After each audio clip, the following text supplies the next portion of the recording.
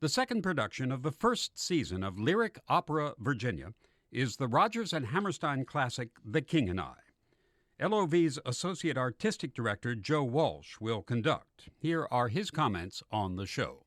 For me, in particular, this work holds a special place in my heart because I had the opportunity to see one of Yul Brynner's final tours in Philadelphia at the famous Academy of Music when I was in high school, and it was one of the works that really drew me to the business. I really fell in love with the combination of telling a story through wonderful music, and it's a work which I've wanted to conduct for many years. So I'm thrilled to be having that opportunity right now with Lyric Opera. Yeah, it is one of those scores, as Showboat was, as Oklahoma was, that the music is really integrated into the storyline, isn't it? It really is. Richard Rodgers very carefully put in elements of Thai music. For instance, he'll use major seconds sort of layered together, as we hear in Tup Tim's opening aria, the My Lord and Master, as she's presented to the king as his newest wife. But yet, Rodgers then infused the music with his own Americana way of writing, and so we have just a wonderful synthesis of the two.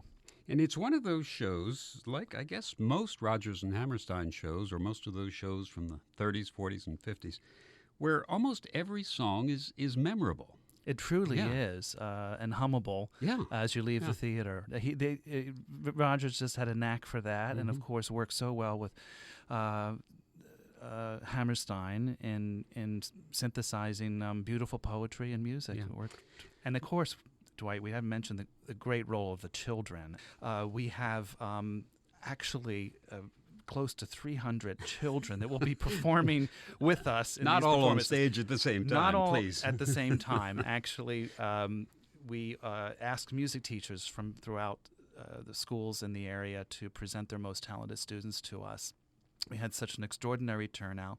We decided to give them each the opportunity to perform in one of the performances. And we have a small group of about 20 kids who form the core. We'll do all the performances. But it's been just a thrill to watch them experience theater, learn the craft of being on stage, and also be part of the marvelous story. Lyric Opera Virginia's Associate Artistic Director Joseph Walsh talking about The King and I.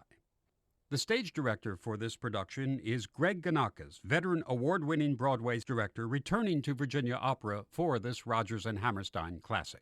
Your job is probably easier because of the people that you are working with. Your two leads are so instinctive in this show and so experienced that it must make your job easier. Going into this, I knew that was the most important piece, to get two people that were smart enough to play the play, which it is really a play with music, and the voices all of that was important. But there's a musicality to the whole piece, I think, that has valleys and levels that I don't think. I think it's very popular, done in all across the country in lots of different venues. But in this particular case, I've never done it before, so it was very important to me to get the kind of pinnacles in these positions in order to move with it the way I felt that I wanted to make it move. And I think it's and I don't think it's easy. I think it's very, very well written, but I think that it needs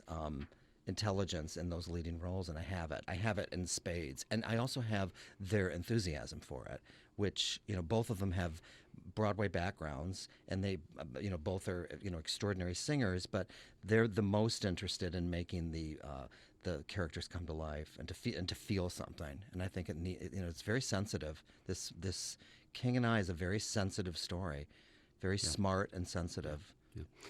When you direct something like this, something that is a classic, is there any inclination at all to try to innovate, try to do something different? It's a good question. I always want to go into something, period, and not put my slant on it, but take it for what it is at our present time. This is a old-fashioned book musical, unquote, they say, but I think it's as I've gotten more involved in it, and we've gotten, we're to a place now where it's out there. It's remarkably written. It needs to be listened to. Both Lisa and Kevin say that, and it's truthful. and innovative. I feel like I wanted to try to make it feel like theater drama, a little like what Jerome Robbins might have done to the ballet, which was to take mask drama, or the idea of these figures in this story within a story in the ballet, and make it feel like it was not overly presentational, but we had the permission to be able to scenically or physically change the atmosphere through the style of what the Thai way might be. And the ballet adds another element, doesn't it? It Because does. you're using the original Jerome Robbins. I wouldn't do it any other way. Right, I'll tell you that. right. I feel, I feel like I know there's maybe a code of ethic as far as that these shows go, but in the Robbins case, and I've run into this also with West Side Story, I think that he was so brilliant to think. So forward thinking, and he was so conceptual about his idea. I would never be able to claim that, and I wouldn't really want to change it because I feel like if you were to change it, I would head in the same direction because it's just so interesting. It's such a large idea. As I said before, I didn't try to use a Jerome Robbins take, but I wanted to try to feel that we had permission in the beginning of the piece and throughout to touch a little bit on the outside looking in, which they do in the ballet. They use figures as representatives of even moving scenery or taking us from one place to the next in a story theater way. It's so brilliantly done.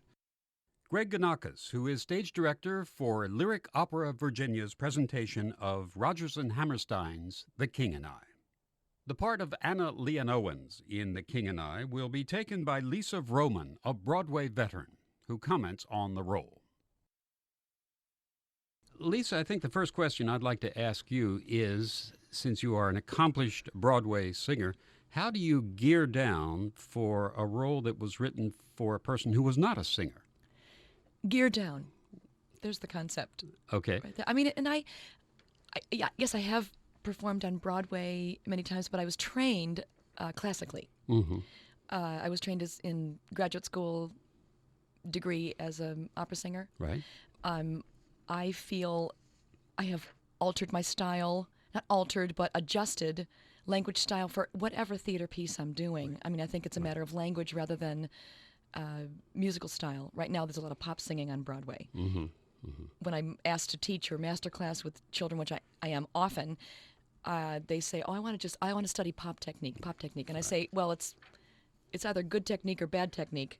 What you're doing is altering what your voice can do to a particular style." There's no different with The King and I. This is a classic musical theater style. I choose to sing it a little more than it probably was originally. Okay. Yes, it is in a register that's kind of low, but it stays right in the beautiful speech register. Plus, the music's written so beautifully. It's lyrical. The lyrics are perfectly set. Plus, there's an issue here with, not an issue, but a wonderful opportunity for audiences to learn how to listen again. Let me ask you about Anna herself. You've got in this show two cultures clashing, and you've got two determined people clashing, and yet both of them show a softer side too. And you have to negotiate that throughout the course of the show. No, it's what I am enjoying the most at this part of my life. The opportunity. I played when you're a soprano and you're small, you spend your life playing ingenues, and then poof, you're not so new, and you get to play these great dimensional roles. They're real people. They're three-dimensional. They're showing, all the layers of emotion, and this is so. What's earned at the end of the play is given to us in the script so beautifully, and I work on it, and I've loved this musical since I was. We all have. You want to honor that nostalgia for people because it's going to give them those moments that they're expecting, but still give them the play that's on the page. Lisa Vroman talking about her portrayal of Anna Leonowens in The King and I, being presented by Lyric Opera Virginia. The king in this production is Kevin Gray, only one of 4 performers in history to play the king on Broadway, and that includes Yul Brynner. It is a show that's been a part of my life for a long time. I've been very privileged to be a part of it on Broadway in London and several other places. And it's a show that not only do I have a great love for and a great passion for, but I have enormous respect for, both in where it fits, I think, into the line of development of musical theater with regard to the extraordinary Rodgers and Hammerstein construction of this piece. It really has just a profound internal beauty, not only in its point, but in its construction. And very coherent, too. Yes, it's the show where, if Oklahoma is the show where they introduced dance, and Carousel is the show where they introduced a new harmonic, this show to me is very much where they perfected the absolutely seamless integration of underscoring text and song. People ask all the time, how can you do Shall We Dance? It's so, it's so iconic. And the answer is you don't do it. You basically do the scene and you're suddenly in the song. It's so perfectly constructed. It's hard, I think, to imagine as an audience member. You feel it, and it's a very special moment in the theater. But when you're doing it, it's perhaps even more so, because you just it's inevitable. Yeah, it's in the music, it's in the evolution up to that point, and there is that magic moment in that song that it brings you pause every time you see it. Yeah, it really is. And the show is really like that. I mean, the people say, well, how's this show endured? And certainly the extraordinary score and the pageantry and the fact this is, as all the Hammerstein shows, built on a very, very strong piece of literature, which was not a bad trick if you're going to write a book. Right. And again, that Hammerstein's connection from Showboat, writing the first book for a musical, and then really perfecting that form. These are plays. These are standalone plays, and this is a pretty good one. It's a two-hander, So, in addition to everything else, then of course you bring Jerome Robbins' ballet in, and you're in pretty rarefied air. Yes. So it really is a great privilege. There are a lot of levels to this. You have the clash of cultures, and you have a clash of two hard-headed people too, don't you? Yes, I think perhaps willful is a good word, but also two bright and forward-thinking people. Anna Leonowens, who Lisa Vroman will play, my dear friend Lisa, who is going to be a spectacular Anna, her first try.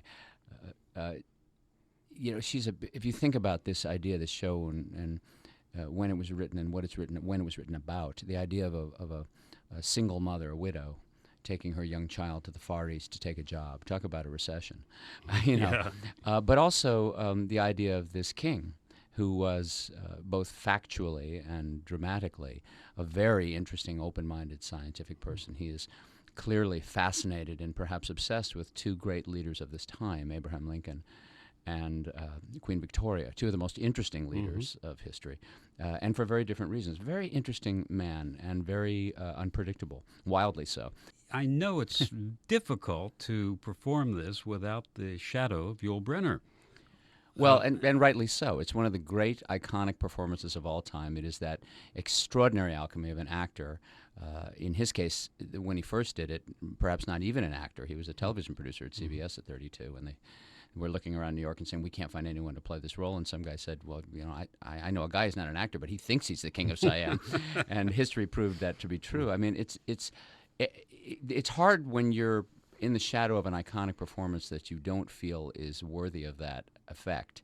It's not so difficult when you absolutely honor that. And I do. I think, like everyone else, I saw that movie when I was a kid. I met Mr. Brenner. I saw him perform. He was an extraordinary man, extraordinary force of nature. And it really eliminates the possibility of my portraying him because it can't be done. Exactly. But it is very daunting if you're playing. There are a few of them. There's Rex Harrison and My Fair Lady, certainly, probably Kylie and La Mancha, Burton and Camelot, where you feel a little like. I tell my students this, that you feel like you're on one end of a 20-foot long quarter-inch copper pipe, and the director says, "Go through there, will you?"